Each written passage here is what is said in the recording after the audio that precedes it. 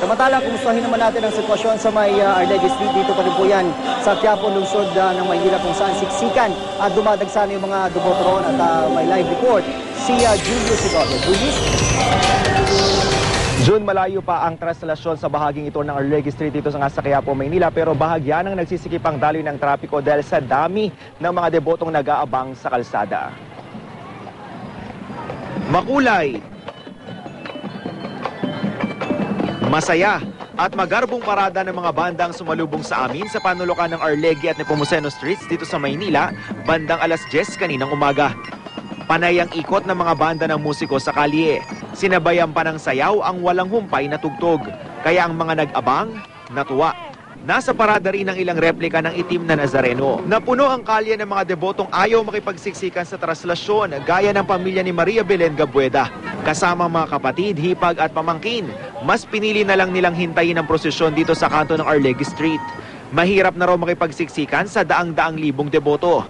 Naglatag na nga sila ng mahihigaan, lalo pat sa karanasan nila ay pirmi raw inaabot ng gabi ang traslasyon. Nag-aabang na lang po kami ng prosesyon pagdaan. Yun na lang. Tapos pagdaan nun, tsaka kami nagdarasal, magwi-wish. Pero ang 56 anyos na si Mang Boying, isasama pa ang 4 na taong gulang na apong si Junior sa prosesyon. Dahil siksikan, mahigpit ang hawak niya sa apo. Tila walang kamuang-muang ang bata sa panata ng kanyang lolo. Kapwa pa sila walang sapin sa paa. Sinasanay ko nga para pag mawala man ako, siya kapalit ko. Parata ako ng taon-taon. Mahigpit naman ang seguridad sa lugar. 5 6x6 truck na puno ng puwersa ng militar ang rumoronda. Bukod pa yan sa mga nakapwestong pulis sa halos bawat kanto rito. On standby rin sa lugar ang mga ambulansya mula sa ilang pribadong kumpanya. Kasama na rito ang mga first aid team na aasiste sakaling may mga ilangan ng tulong medikal.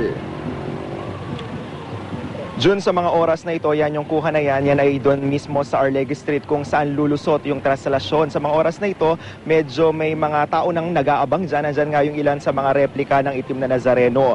Ito namang bahaging ito ng Nepomuceno Street, yung kahabaan niyan ay nadadaanan pa sa mga oras na ito, pero medyo nagsisikip paminsan-minsan dahil doon sa mga tao nag-aabang at doon na rin sa mga kababayan nating sinamantala yung pagkakataon para makapagtinda at makapagnegosyo. Yan muna ang latest mula pa rin dito sa bahaging ito ng Arlegues Street. Balik sa iyo, June.